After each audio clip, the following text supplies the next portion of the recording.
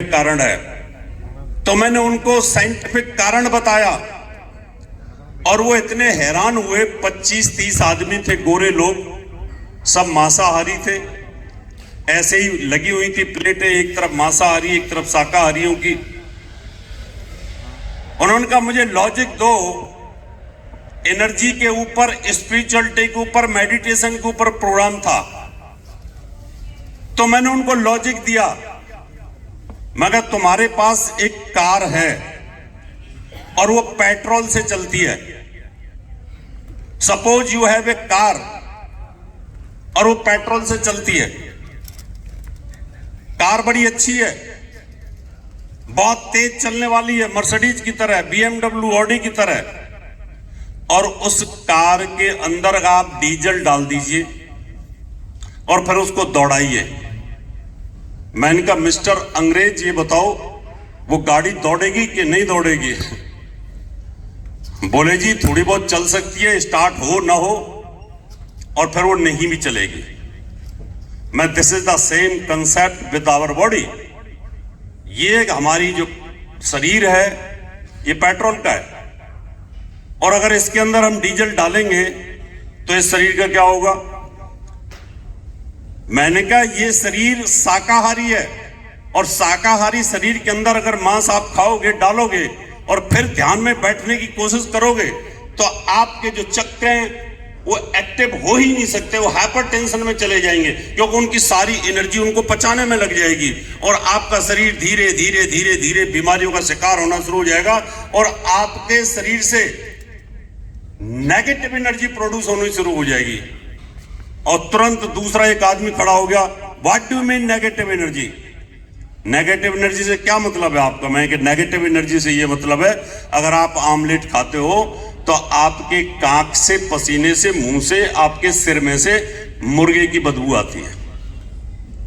आप मछली खाते हो तो आपके शरीर से मछली की बदबू आती है। अगर कोई बंबई गया हो और बंबई की लोकल ट्रेन में कोई बैठा हो और लोकल ट्रेन में मछुआरे जो होते हैं वो भी चलते हैं, और जो मछली खाने वाले होते हैं उनके बगल में खड़े हो जाओ तो ऐसे लगेगा कांख में मछली है।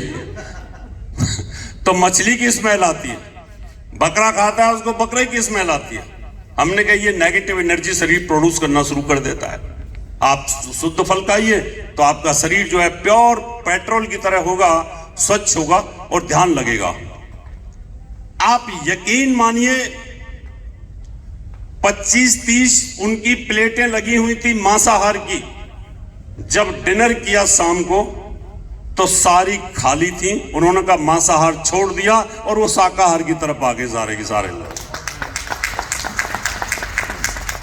और सुबह भी नाश्ते में भी मैं जब उनसे पूछा, 2-4 इजिप्शियंस लोग थे जो मेरे साथ चीफ गेस्ट थे, मैं क्यों छोड़ दिया? बोला आपके लॉजिक ने हमें सोचने पे मजबूर कर दिया। अब वो तो बड़े शार्प माइंडेड और इंटेलिजेंट लोग होते हैं, तुरंत अच्छी अच्छी बातों को पकड़ लिया। उन्होंने कहा अब हम कभी नहीं खाएंगे।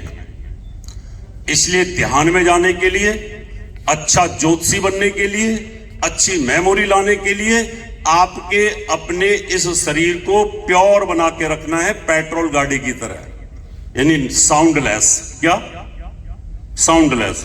पेट्रोल गाड़ी साउंडलेस होती है, उसमें आवाज नहीं आती है, और धीरे धीरे अगर बिजली वाली बना लोगे तो और ज्यादा अच्छा रहेगा। हमारा जो यूनिवर्स है, इस यूनिवर्स में एक डेमोक्रेसी है। डेमोक्रेसी का मतलब लोकतंत्र है। लोकतंत्र के अनुरूप हमारा ये जीवन चलता है पूरे संसार का। ग्रहों का राजा सूर्य है, रानी का दर्जा चंद्रमा को प्राप्त है, मंगल को सेनापति का दर्जा प्राप्त है, देवगुरु बृहस्पति को महामंत्री का दर्जा प्राप्त है, ऐसे शुक्राचार्य, शनिदेव, इन सबको एक दर्जे प्राप्त हैं। ऐसे ही हमारे यहां हर साल जब नया संवत शुरू होता है, नया साल शुरू होता है 22 मार्च को, जब हमारे चैत्र के नवरात्र शुरू होते हैं, उस समय पर ग्रहों का एक चुनाव होता है। उस चुनाव के अंदर उस वर्ष का राजा बनता है, हर साल बदल जाता है। कभी कभी वही हो जाता है मोदी जी की तरह, जैसे इस बार दोबारा बन गए, अब हो सकता है तीसरी बार भी बन जाए। तो ऐसे डेमोक्रेसी है तो इस बार जो हमारे इस साल का जो राजा बना वो बुद्ध बना। अब बुद्ध राजा है और बुद्ध की अगर आप प्रेडिक्शन जानते हो तो वह वही करेगा जो उसका स्वभाव है। मैं देश को उसी प्रकार से चलाऊंगा जैसा मेरा स्वभाव है।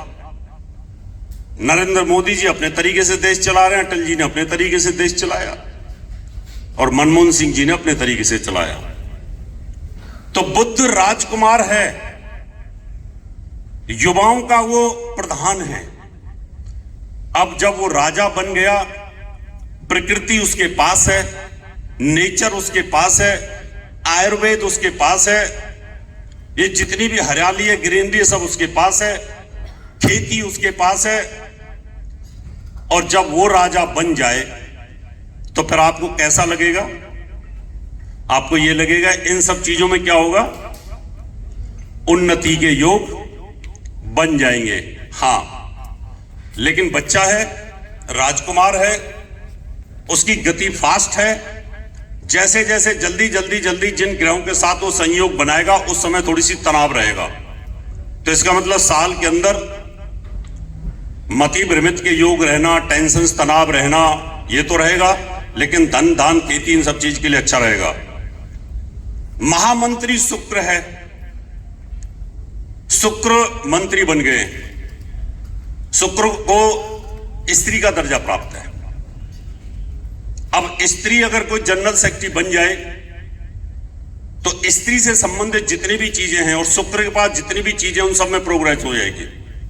टूरिज्म है, फिल्म इंडस्ट्रीज है, टूरिज्म बड़ा है, फिल्म इंडस्ट्री के अंदर काम करने वाले लोग हैं, खाने पीने, होटल, सब चीजें, इन जितनी भी शुक्र के पास चीजें हैं वो सब चीजों में इंप्रूवमेंट आएगा। लेकिन ये प्रेडिक्शन ज्योतिषी बहुत अच्छे से कर सकता है कि जैसे ही शुक्र कहीं कहीं अस्त होगा, जब उसको बुरे ग्रहों का सहारा मिलेगा, युति मिलेगी, उस समय पर, उस समय वो दुर्घटनाएं होती हैं। जैसे हम और आचार्य अनिल वत्स जी 4 महीने पहले, यानी नए साल की प्रेडिक्शन जब हो रही थी जनवरी की, उससे पहले दिसंबर के अंदर हम टीवी चैनल पर बैठे हुए थे, तो उस समय पूछा था क्या कोरोना दोबारा आएगा? हमने कहा अभी नहीं आएगा, मार्च तक नहीं आएगा। मार्च के बाद जब अप्रैल शुरू होगा तो उस समय हल्की सी झलक उसकी आएगी, क्योंकि बृहस्पति जब राहु के साथ युति करेगा। इस समय बृहस्पति अब राहु के साथ युति करने वाला 21 अप्रैल को, शनि की तीसरी दृष्टि में आ जाएगा। जो अमृत फेंकता है प्लेनेट, और वो विषैले प्लेनेटों के साथ अब इस समय रिएक्शन करने वाला है, उसकी कंजक्शन बनने वाली है, युति बनने वाली है। तो उस कंडीशन में अब क्या होने वाला है? तो कहीं ना कहीं बीमारियां, तकलीफ, टेंशन, तनाव थोड़ा बढ़ने के योग आएंगे। लेकिन वो अपने मित्र के घर में है और शुभ ग्रह है, तो इसलिए बहुत ज्यादा नहीं हो सकता जैसा पहले 2019, 20, 21 के अंदर हुआ था, वो स्थिति नहीं बनेगी। अब मैं आपको बताऊंगा यूनिवर्स के अंदर जो डेमोक्रेसी है उसका हमारे जीवन के ऊपर मुहूर्तों पर क्या प्रभाव है। क्योंकि ज्यादातर लोग बोलते हैं कुछ नहीं होता, सभी सरदार लोग संडे को शादी कर लेते हैं तो उनको तो कोई दिक्कत नहीं होती, उनको कोई दिक्कत नहीं होती, करते हैं। हमने कहा भैया प्रॉब्लम तो उनको भी खूब होती है। अब हम कल शताब्दी में आ रहे थे, शताब्दी में एक सरदार जी थे, न्यूमरोलॉजिस्ट, 4-5 उनके चेले साथ थे, 2-4 रिश्तेदार थे, राउर किला से आ रहे थे। हम और आचार्य जी बैठे थे तो बार बार हमें देखें, बार बार हमें देख करके बोलते हैं आप कौन हो जी? मैं कहा हम तो साधारण से आदमी हैं। आचार्य जी ने नग पहन रखे थे। उन्होंने कहा मैं ये बता सकता हूं आपने ये नग क्यों पहन रखे। उन्होंने नाम पूछा इनका, आचार्य जी का डेट ऑफ बर्थ पूछी, तो उन्होंने जो तुक्के मारने शुरू कर दिए। फिर मेरे बारे में भी बोला, उन्होंने मेरे बारे में भी तुक्के मारने शुरू कर दिए। अब वो चुप ना हो, बोला आप पूछो कुछ भी। मैंने कहा इनको थोड़ा डाउन करना पड़ेगा। मैंने कहा भाई मेरे तो 2 ही प्रश्न हैं। मैं कहा मैं लोकसभा में कब जाऊंगा, या मैं कहा आध्यात्म के क्षेत्र में ध्यान में कब जाऊंगा। और मैं एक चुनाव लड़ चुका हूं पार्लियामेंट का। अब सरदार जी की सांस ऊपर के ऊपर और नीचे के नीचे। फिर धीरे धीरे धीरे धीरे मैंने बताना शुरू कर दिया, मैं भाई मैं भी थोड़ी बहुत ज्योतिष जानता हूं। तो अब उनकी डेट ऑफ बर्थ दे दी। डेट ऑफ बर्थ से मैंने बताया, मैं इनको हार्ट की प्रॉब्लम है, मैं तुम ये प्रॉब्लम है, तुम्हारा बेटा ऐसा है, तुम ये हो, तुम वो। तो सब लोग डिस्टर्ब हो गए बुरी तरीके से, और लास्ट में नंबर लेकर के बोलते हैं कि हम आपके पास आकर के मिलना शुरू करेंगे जी, आप हमें एड्रेस दे दीजिए। हमने कहा चलो एड्रेस दे देते हैं। मैंने उनसे पूछा, मैं कि सरदार जी ये बताओ, जब से तुम्हारी शादी हुई है, शादी के बाद से मैं तुम्हारी परेशानियां, तुम्हारे हेल्थ इश्यूज ज्यादा परेशान हुए हैं, उसके बाद तुम्हारी लाइफ स्ट्रगल में चल रही है? बोला हाँ। बोला आपने ये बता कैसे दिया? मैं तुमने कुंडली मिला के शादी नहीं करी, मैं तुम मंगलिक हो। और सरदार जी मंगलिक थे, और नीच का मंगल 12वें भाव में शनि के साथ बैठा था। फिर आचार्य जी ने उनको कहा कि तुम्हारी चलती नहीं, तुम्हारी पत्नी की चलती है। बोला हाँ मेरे साथ ऐसा ही होता है। इसका मतलब यह है, कोई भी व्यक्ति हो, चाहे वो इजिप्ट में रहता है, चाहे सिंगापुर में रहता है, वो चाहे लंदन में रहता है, चाहे अमेरिका में रहता है, ग्रह का प्रभाव सबके ऊपर है। आप मेरा यूट्यूब देखना, अभी मैंने वो वीडियो अपलोड नहीं किया है। मेरे साथ जो चीफ गेस्ट थी, वहां पर इजिप्शियन लेडीज थी, एक वहां की एम्बेसडर थी, वो मेरे साथ बैठी। मैंने उसकी डेट ऑफ बर्थ ले ली। मैं किसकी डेट ऑफ बर्थ ले लेता हूं, पहले इसका लेखा देख लेता हूं, लेखा जोखा। मैंने सब कुछ बताया, और जब मैं अपनी स्पीच दे रहा था तो मैंने उनसे खड़े होकर पूछा, मैं कहा बताइए। उन्होंने कहा कि डॉक्टर रावत ने जो बोला वो बिल्कुल सटीक बोला है। तो ज्योतिष एक विज्ञान है, ऐसा ट्रू विज्ञान है कि इसके बारे में आप सटीक बता सकते हैं, बशर्ते कि आपकी नॉलेज बहुत शार्प होनी चाहिए। तो मुहूर्त का जो है वो बहुत बड़ा वैज्ञानिक आधार है। अभी यहां पर चंद्रमा है, इधर सूर्य है, इधर बृहस्पति है। जब आप कोई भी काम करते हैं उस समय वो ग्रह अमृत वर्षा करें। तो ऋषियों ने ये कहा है कि आपके कितनी भी कुंडली में योग खराब हो, कितनी भी शनि की 7.5 चल रही हो, अगर आपने सही मुहूर्त पर 2 घंटे के मुहूर्त में, पौने 2 घंटे के मुहूर्त में, 2.25 घंटे के मुहूर्त में, क्योंकि 1 घंटे 24 मिनट की लगन से लेकर के 2 घंटे 16 मिनट तक की, 24 मिनट तक की लगन होती है।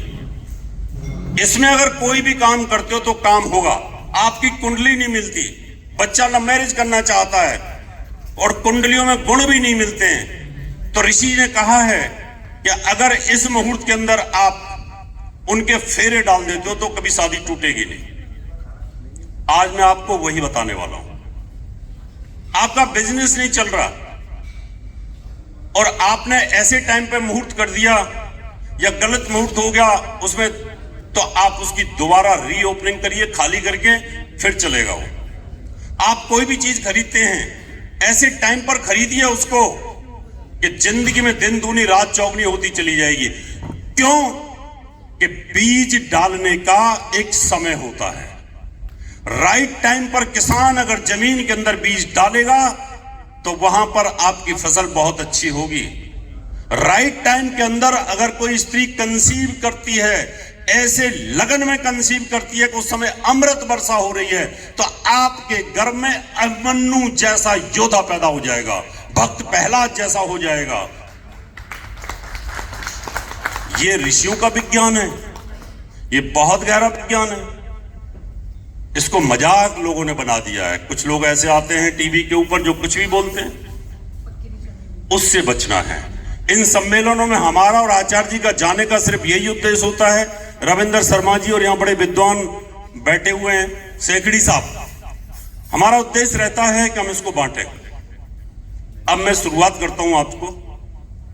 एक तो इस मुहूर्त को यह समझिए कि मुहूर्त होता क्या है। मुहूर्त होता है कि ग्रह घूमते घूमते घूमते घूमते एक सही जगह पर आकर के, सही राशि में, सही नक्षत्र पर, सही योग पर आकर के टिक जाए, चल रहा हो वहां पर, और उस समय आप किसी काम को करने की कोशिश करेंगे तो फलेगा फूलेगा। इसका एक सूत्र है, वो सूत्र मैं बताता हूं और फिर एक आपको उदाहरण भी दूंगा। सूर्य का मूवमेंट रहता है ऐसे, साइंस ये कहती है सूर्य अपनी जगह पर है, वो राशियों पे नहीं घूमता, लेकिन हम पृथ्वी को, जो पृथ्वी है उसको ग्रह नहीं मानते, उसको माता मानते हैं। इसलिए ऋषि पाराशर जी ने उनको कहा है कि सूर्य की जगह पृथ्वी को कर दिया है। तो ये जो मूवमेंट होता है, जो गतियां होती हैं, ये सूर्य की ना होकर के पृथ्वी की होती हैं, ये ध्यान कर लीजिएगा। पृथ्वी का मूवमेंट और चंद्रमा का मूवमेंट, अगर पृथ्वी घूम रही है इस समय लुधियाना में और चंद्रमा घूम रहा है जालंधर में, दोनों ही टॉप के शहर हैं, और उस समय आप कोई काम करते हैं या उस समय बच्चे की डिलीवरी होती है, बेस्ट मुहूर्त माना जाएगा। लुधियाना में रिचेस्ट लोग हैं, इस समय पृथ्वी लुधियाना के ऊपर है, मून का प्लेसमेंट मान लो होशियारपुर में है, अब वो उससे डाउन है, तो उसका ग्रेड कम हो जाएगा, और जाकर के अगर प्लेनेट चला जाए अबोर फाजिल का या फिरोजपुर की तरफ चला जाए और पाकिस्तान के बॉर्डर पर टिक जाए जाकर के, तो वो मुहूर्त कमजोर हो गया। अब एक फिरोजपुर के बॉर्डर पर हो और एक जाकर के वहां जम्मू कश्मीर के बॉर्डर की तरफ हो, दोनों मुहूर्त खराब हो जाएंगे। ऐसे ही हमारे प्लेनेट जब अंतरिक्ष में मूव करते हैं तो वो अपनी अपनी जगह पर कुछ अच्छा फल करते हैं। तो सूर्य जिस लगन में आप काम करना चाहते हैं, इस समय कर्क लगन होगी मेरे हिसाब से। कर्क लगन है क्या?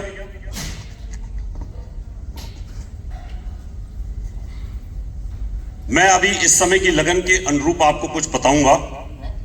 हैं? कर्क लगन है, इस समय कर्क लगन चल रही है। कर्क लगन में जो गोचर में ग्रह कहां बैठे हैं, मिथुन राशि के अंदर मंगल बैठा हुआ है, मेष राशि में राहु और बुध की युति है, उसके सप्तम में केतु बैठा हुआ है, शनि स्वराशि का बैठा हुआ है, और बृहस्पति जो है वो अपनी स्वराशि के अंदर है, सूर्य के साथ है। अब ये प्लेसमेंट दिमाग में रखो।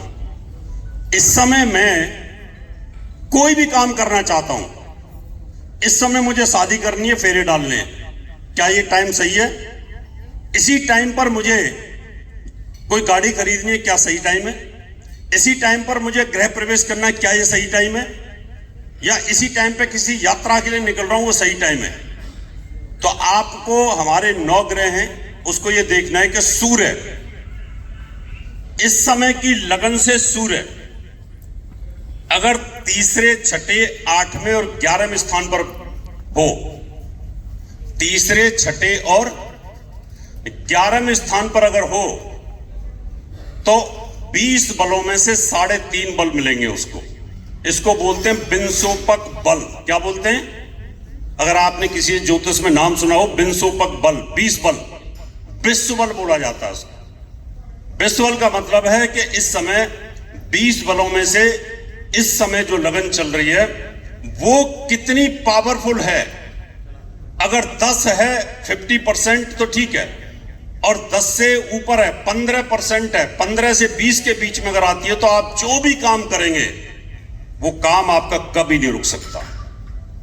आपके जैसे मर्जी ग्रह चल रहे हों और उस समय आपने काम की ओपनिंग की है तो आपको लाभ मिलेगा।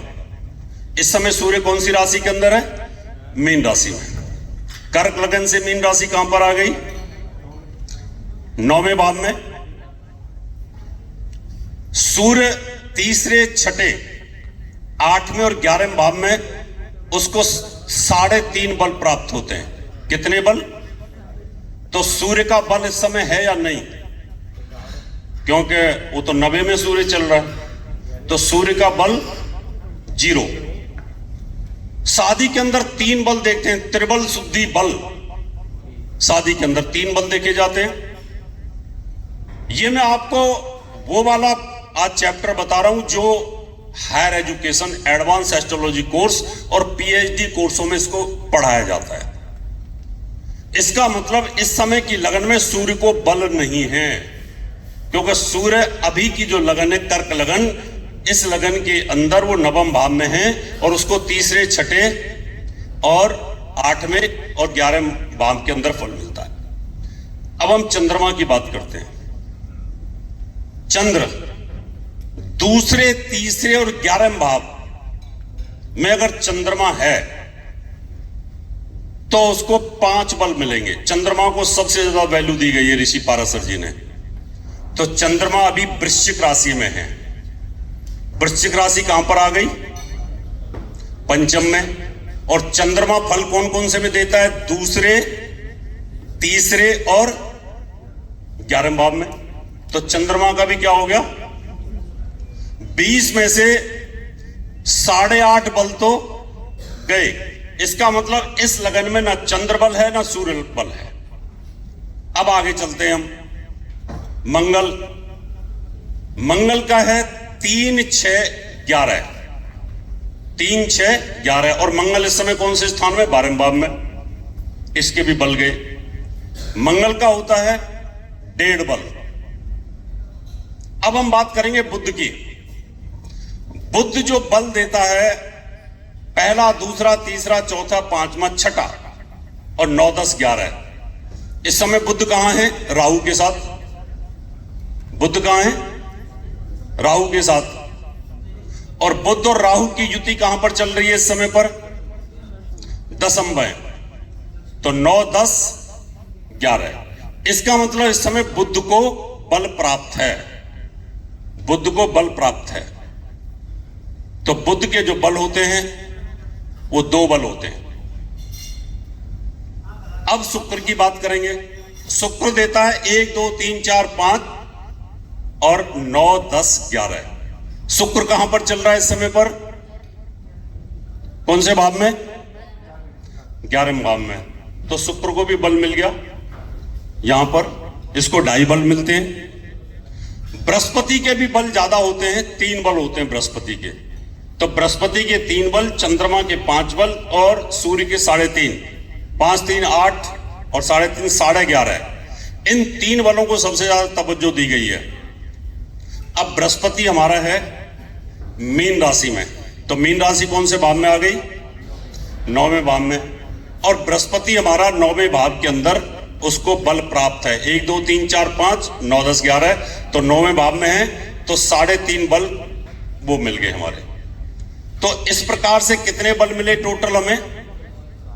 एक बुध का मिला, एक शुक्र का मिला और एक बृहस्पति का मिला। 8 मिले। अब शनि, राहु, केतु ये तीसरे, छठे, 8वें, 11वें भाव में, तीसरे, छठे, 8वें, 11वें भाव में ये बल देते 1.5। तो इस समय शनि कहां है? शनि कुंभ राशि में है। कुंभ राशि कौन सी जगह पे आ गई? अष्टम में। अष्टम में ये फल देता है कि नहीं देता? तीसरे, छठे, 8वें और 11वें में। तो अष्टम में इसको 1.5 बल मिल गया। कितना मिल गया? तो टोटल कितने हो गए? 9.5, 10 हो गए। अब बचे राहु, केतु। राहु, केतु तीसरे, छठे, 8वें और 11वें भाव में है। तो राहु कौन सी जगह पर है? राहु कौन से भाव में आ गया?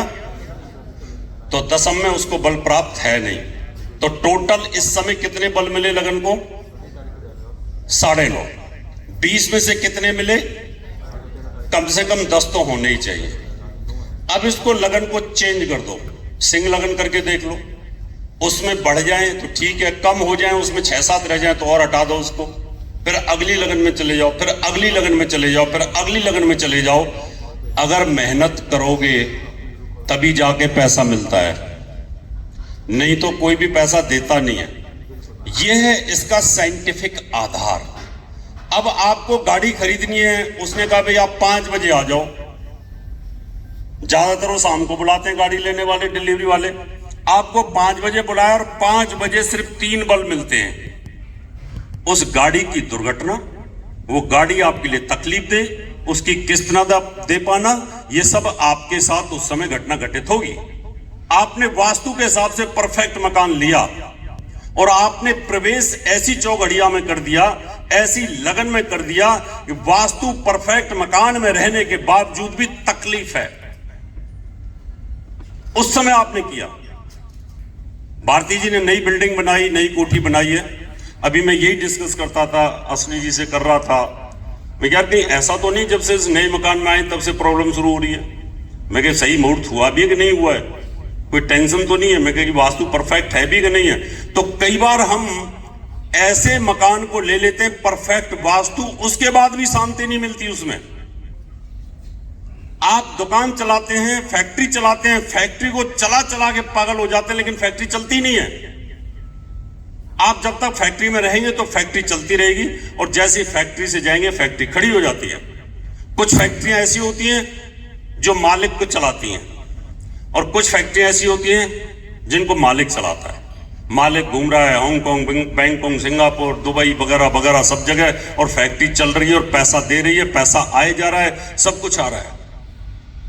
तो यह है मुहूर्तों का खेल।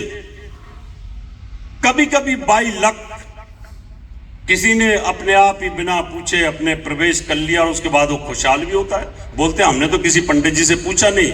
तो इस दुनिया में बाई लक भी कुछ चीजें ऐसी होती हैं जिनके कुंडलियां भी मिलती नहीं है, कुछ भी दिखाया नहीं, किसी पंडित से पूछा नहीं, बस पानी छिड़का और बैठ गए जाकर के।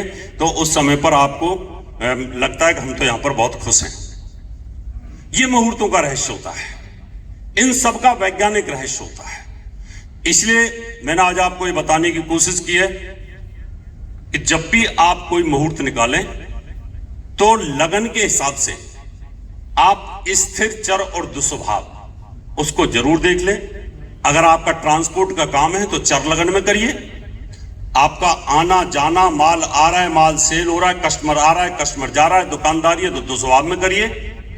आपका बैठने का काम है, आपका मकान का काम है, आपकी स्टेबल फैक्ट्री है, अच्छी टिक्के चले तो आप स्थिर लगन में कर लीजिए। विवाह शादी स्थिर लगन में कर लीजिए। उन लगनों में भी आपको यह देखना पड़ेगा, उनमें भी आपको ये बिंसोपक बल देखना पड़ेगा। हमारे पुराने जो लोग थे ना, विद्वान लोग, वो बिंसोपक बल देखते थे। जो बिंसोपक बल निकाला तो ऋषि पाराशर जी ने ये कहा है कि अगर 4 गुण मिलते हो, कुंडली का मिलान बिल्कुल ना हो, और उस समय अगर आपने शादी ऐसे टाइम पर कर दी, ऐसे फेरे के टाइम पर ये लगन मिल जाए बिंसोपक बल के हिसाब से, तो उसमें कभी भी दिक्कत कोई नहीं आती है। इसको करके देखिएगा, आपको निश्चित तौर पर लाभ मिलेगा। अब किसी का कोई क्वेश्चन हो तो आप पूछ सकते हैं, उसके बाद मैं अपनी वाणी को विराम दूंगा। जो भी दिल में इससे संबंधित, मुहूर्त से संबंधित, ज्योतिष से संबंधित कोई भी दिमाग में आता है, बेझिझक आप पूछ सकते हैं। कई बार ऐसा होता है कि हम झिझक की वजह से पूछते नहीं, बाद में बोलते हैं कि रावत जी ये चीज बता दो, वो चीज बता दो। इस समय मैं बताऊंगा तो सबको बेनिफिट मिलेगा, और लाखों जो मेरे सब्सक्राइबर हैं, मेरे लाखों जो व्यूअर हैं फेसबुक के ऊपर, यूट्यूब के ऊपर, उन सबको इसका निश्चित तौर पर लाभ मिलेगा।